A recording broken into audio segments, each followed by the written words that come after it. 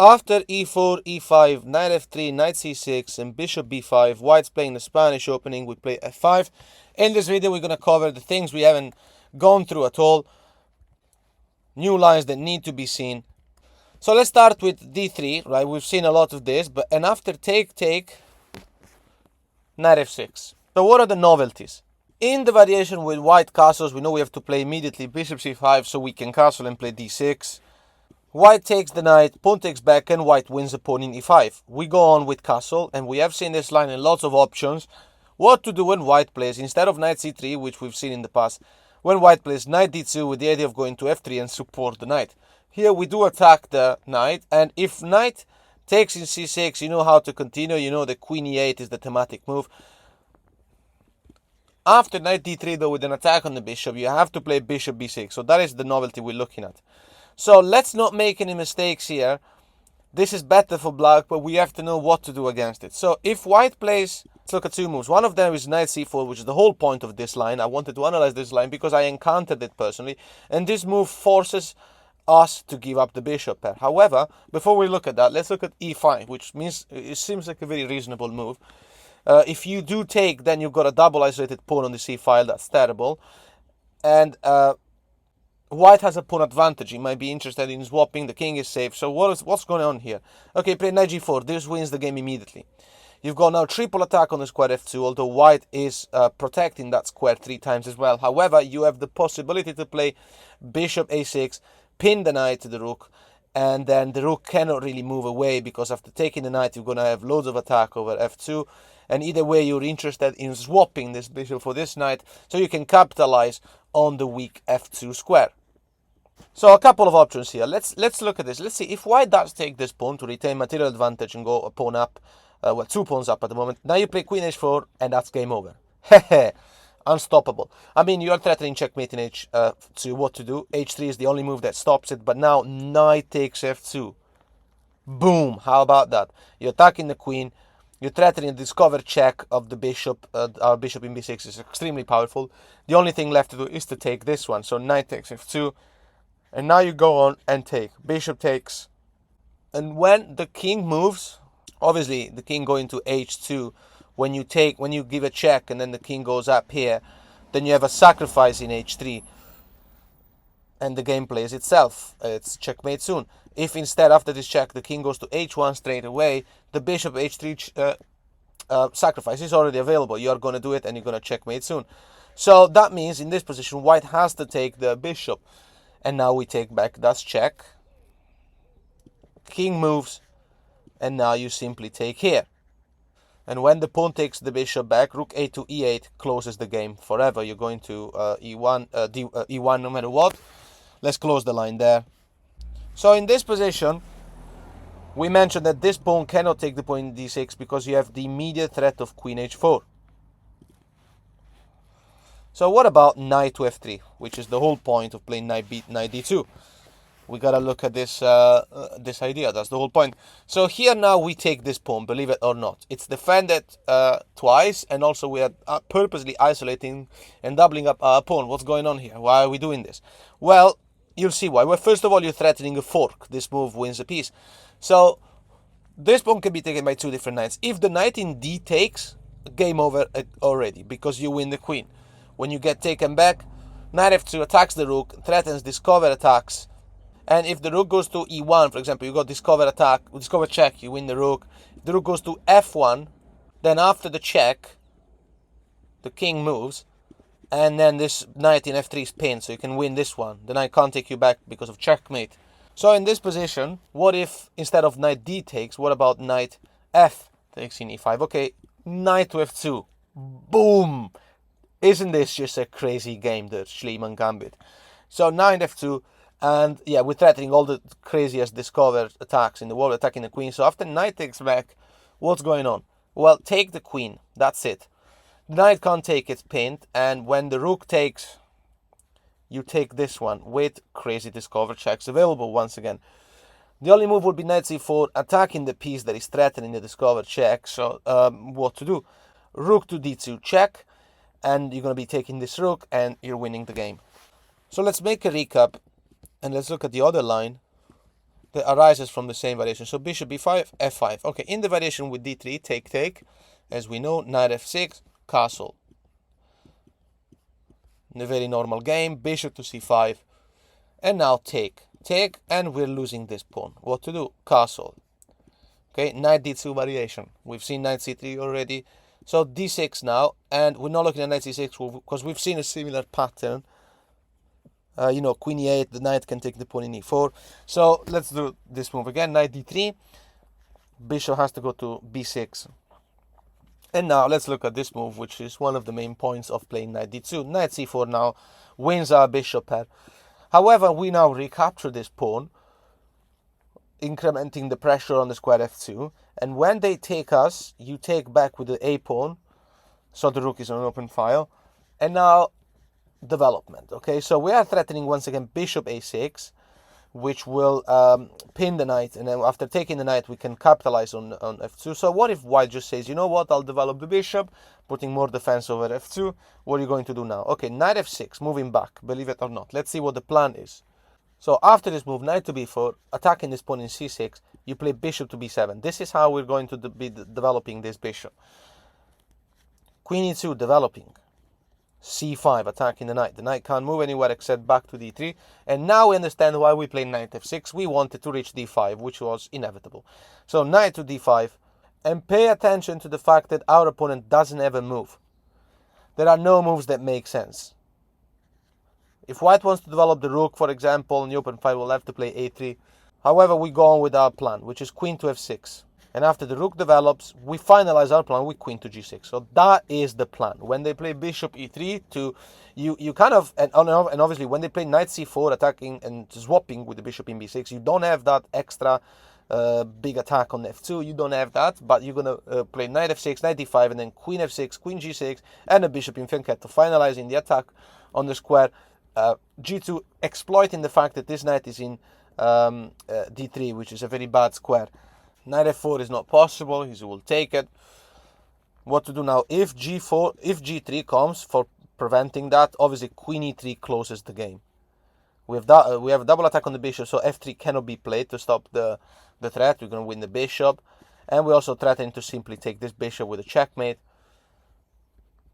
So obviously let's look at g3, because that exploits the weakness. If instead white plays c4 to kick away this knight, for instance, right, whatever, then knight to c3 wins the game, because you're attacking the queen and the rook, and you got checkmate threat. So that's just an example of how the game would go. So now you know the plans. So from the start, we're going to look now at a different variation. So bishop e5, f5, d3, take. And now knight f6. Now what if instead of castling straight away, white player tries already to win the pawn in e5? Okay, take, knight e5, knight e5, and now we play queen e7. And as we remember in the past, we've seen moves like f4 to protect the knight, or bishop f4 to protect the knight. In this video, we're going to go through knight e3. This is the novelty. We have never seen this before, so that is kind of the theme of the day. Now here you have to take this pawn, and this is a quite boring and annoying game because the queens are getting off the board immediately. And I mean, the advantage consists of playing the endgame with the bishop pair and having a better center. But how to capitalize properly? A move like king to f1 is really bad because bishop a6. We're going to isolate this pawn after taking this knight and then play on that. We're not going to look at this line because king f1 is just very rare. They wouldn't play that. They have no reason to play that. It just goes to a war's endgame. A move like bishop to e3, just to make an example, to show what else we're threatening here. Simply take this one. And now there's an attack on the rook. The only move here is rook to f1. Unless our opponent wants to play queen f3. But then in that case, we will take the queen for free if that's something that appeals to you. So after rook f1, now you play bishop to d6. Okay, and you're winning this pawn as well. You can say, oh, that pawn can move. But yeah, but then you're going to have to take it from there. However, you're going to completely win this game. After castling, you play a move like knight g4 to take this bishop. The game plays itself. It's a horrible position to play. So the two more serious variations we're going to look at after queen e4 check are this one that looks completely crazy, and it is, but there's an immediate threat of playing rook e1, and this is one of those positions where you might think, for half an hour on how actually you're going to get rid of, because you're going to have to move the queen away But then there's a check and it looks dangerous. However, just easily take this pawn, that's it.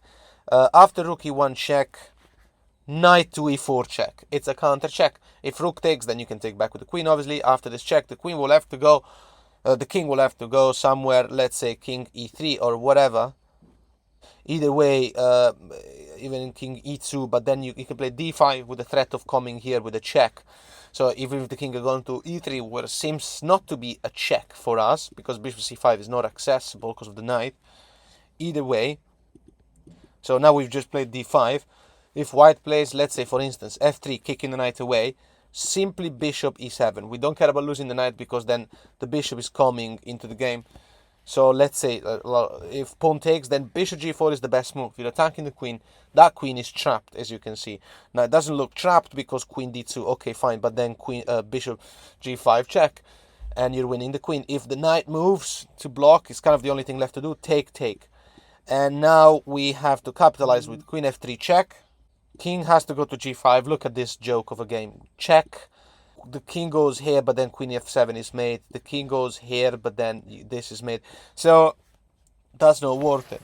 So in this position, instead of f3, what if rook to g1, counter-attacking the queen? There is no check in f2 because of the knight. This is the most active reply, but now you simply sacrifice. Bishop check. The only thing that makes sense to do is to take the bishop, but now the knight has been removed from there, so you're taking f2 with check. King goes to d3. Now you take this with check. King goes to c3. And I go here with check. King goes to, well, obviously d3. Now you can make a check, right? Once again, king to b3 instead. Check, and king can't move anywhere in here. Has to go to the edge. But then when you move again, and then you can bring the rook into the game. So now we know how they all don't work. What about after queen e4 check, queen blocks in e2? This seems the most reasonable. But anyway, white has completely lost the advantage of being white. And after take, you play bishop a6, pin the knight. Let's see what the plans look like. Bishop f4 developing, attacking the weak pawn. Doesn't matter, knight d5 attacks the bishop. The bishop has to go. Can't take the pawn in c6. Now you play d6. Strangely enough, because now you can't really develop this bishop properly. But that's okay. After rook e1, bishop e7, that's how the development will look like. King f1. Now it's pinning the knight, although the knight is defended, but you play knight to b4 and capitalize on this knight. You're going to take and isolate the white pawn, and you're going to play on that advantage. Besides, you also have the bishop pair, so this is kind of like the most solid move for white, but white just gives up the whole point of being white, and black is just winning. So yeah, you're just going to a comfortable endgame already, right from the very start. So let's make a recap now. We're going to look at the line, 2 more lines before closing this video. So f5, and now knight c3 immediately. Now as we know, we take, and now knight f6. Now in the variation where they play queen e2, as we remember, we played d5. And after take, we've seen a little bit of everything now, except one move that I encountered the other day, which is knight to d4 now. The pawn in e5 is pinned, and there's double attack on the knight. What to do? Bishop to d7 is the right move. And now this is no longer pinned. White can't just go on, let's say, castle, because then the knight will take the knight. That's it. So after bishop d7, white has to do something. Okay, now taking everything just gives a completely winning endgame for black, as we can tell, better center and bishop pair, although white can take with the knight. So white is just better. After knight takes, you can take back with the pawn, and then the bishop has to move, and you can just carry on with the game. But there's a difference. The development of white play is much easier. After queen check and king moves, the bishop has to retreat, and I play queen e8 with the goal of swapping queens. Or if the queen doesn't swap, then you can go to g6. The black king is extremely safe, but the thing is, black has got 2 potential open files, b8 and g8, which gives black a better endgame. Now, obviously in this game there were too many swaps, so it's impossible for me to keep going now and tell you all the lines that could happen, because there's so many moves that our opponent can choose to play. Let's look at just how more or less the endgame will look like. After queen takes and rook takes is the best move, and castle, you go on with h5. And once again, this is the type of game where our opponent has given up the whole point of being white. There are no counterattacks by white, and This center just belongs completely to black. So black has got the better chances, although you're going to have to take it from here. So in this position, by the way, after bishop d7, instead of the swaps, obviously we're not going to look at bishop takes, because then when you take back with the pawn, the white knight will have to move again, and he's just wasted so many tempos. So let's look at the whole point of this line, which is the queen check right now. Okay, king e7. And now bishop takes. What to do? You have to take with the pawn, because knight f5 is a massive threat, and you need to be able to take it. So let's make an example. Knight f5 check. You have to take it. There's no way around that. So we also lost the bishop pair. After queen takes, now queen to d7. So one of the motives of this game is to try and swap material. If that happens, black is confident to win the endgame. Queen to h5, queen to e8. Looking for swap. Queen to e2, and now queen to g6. So if white swaps, you go into a comfortable endgame. If white doesn't swap, you play these moves. Queen e8 and queen g6, just like we were planning before. Castle. Okay, you just take the pawn in c2. That just wins material. And if not, if white had played something else, you'll play rook g8, starting to make threats and inducing weaknesses. You also have h5, h4, and so on. That is why it's so important to have an advantage in development. b3, for instance, to try and get the bishop from this side seems to be making sense. Then you play king to e6. You're completely safe here. There is nothing. A move like f4 seems to be scaring everything, but e4. That's it. This king is as safe as ever. Okay, so in this position, you might argue instead of b3, what if white just plays f4 now? Tries to smash everything, open the files, right? Rook to e8. This is the best move now. And after pawn takes, king to d8. The pawn is pinned in e5, and that's it. The queen can't just move away. Queen to e6. This looks really dangerous. But there are no checks. There is nothing to worry there. So what you're going to do here is just going to take this pawn in e5. Position is completely winning. Then you're able to give a check, and your king is completely safe. Instead of that move, queen a6, what if white plays e6? Okay, fine. Rook to g8. And after the rook takes here in f6, looks like our king is really doing not okay at all. However, bishop check. King moves to h1. And then rook g to f8 forces a swap and wins the game. e7 doesn't do anything because you can take it with the bishop. If the rook swaps, then you take back. And this bishop here is the liability of the white player. You're completely winning at this point. You're going to play rook f2. Then you also have rook takes e6. There's a weak back rank for our opponent. So in this position, one last move. After f4, we're looking at this move. Rook e8 is the most active move. Take the pawn, and now king here, king to d8. What if white takes this pawn already? Okay, same thing. Check. King moves, and now rook takes here. Obviously, this queen cannot take back because then queen d1 is mate. The queen will have to move. But either way, rook e1 is here and is winning the game. If instead the queen goes, let's say here, you can just play rook to rook e8, and you're gonna finalize the attack on pin the queen to the king and so on. So back in this position, after queen check and king moves, the bishop takes in c6 and pawn takes back. What if white doesn't play that knight f5 move, but rather castles? This is an interesting variation, because if you take the knight, then rook e1 is coming, and it's really scary. However, you have to do it. You can win the knight. And after rook check, bishop blocks in e6. That's it. Queen g4. Putting pressure on the bishop. Queen d6. Queen takes the pawn. It's one of those positions where we're under tremendous pressure. But you just play king f7 now. I'm pinning. d3 to develop the bishop. Queen to b4. Desperate for a swap. Also, we're winning that rook there. In case the swap is declined. Well, queen e3 seems to be doing everything. However, bishop to d7, there are no squares where our opponent can check us. And bishop to d2 with an attack on the queen. Queen to h4 will settle it. And we're up a piece. Everything's fine. We're going to be playing bishop d6. We're going to be playing rook g8. And yeah, we're up a piece. So that didn't work. The last variation we're going to look at before closing this video is the one with, so the early d4 move, which is the main move.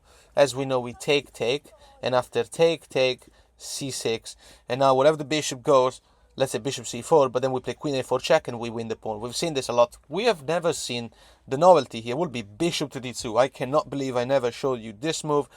I never took it into consideration until they played it against me. Now here we go on by taking this pawn, and after bishop to c3, what's going on here? Queen to g5 is the key move to remember. Now we're attacking the pawn in g2. So what to do? Let's look at two options. We'll close this video. Castle is met with d5. The bishop will have to move bishop e2, and now bishop h3 wins the exchange. g3 is now forced to avoid the checkmate, but we don't even care because we're going to play h5. We're going all in for that. So after rook e1, does the white player get to save the rook? No, because we play h4. Okay, and we're going to be taking, and then the bishop is coming to c5. And there's nothing that our opponent can do to stop that, by the way. If white plays g4 to close the files, you just play bishop c5. And now let's make an example. Knight d2 developing, knight f6. Knight b3 attacking the bishop. And now you just take this one. So the plan was knight f6 to put more attack over the square g4, and you can take the game from here. So in this position, what about bishop to d4 to try and trade? Okay, well now you take this one with a discovered attack. So bishop takes, so the discovered check would have been deadly, and now you take this bishop. The bishop here is still pinned, but still after take with check, king f1, knight f6, queen check, not going anywhere, king f7, knight develop. These are all best moves, but in a faulty variation. Rook h goes to f8, ready to castle. Queen c7 check doesn't go anywhere. You just go here, and you don't worry about these pawns here being taken and so on, because you're clearly completely winning here. So let's say that the queen takes the pawn, the knight h5. Position evaluated -7, if that's not enough. So back in this position, what if white doesn't play g4, but rather just plays bishop to d4, put more defense over f2? Here you just, and after pawn takes, obviously taking with the h-pawn would be a suicide. Castle long, position evaluated -4. What if white plays bishop f1, trying to remove a very strong bishop from there? Just ignore it, play knight f6. And after queen e2, it looks like we don't have anything, but actually knight g4 is the right move now. The goal is simple. After taking this bishop, we'll be able to go to the square h2 with the rook. What if, and that's unstoppable, what if white had played, instead of queen e2, queen d2, in order to allow rook e2 to go to h2 to put extra defense?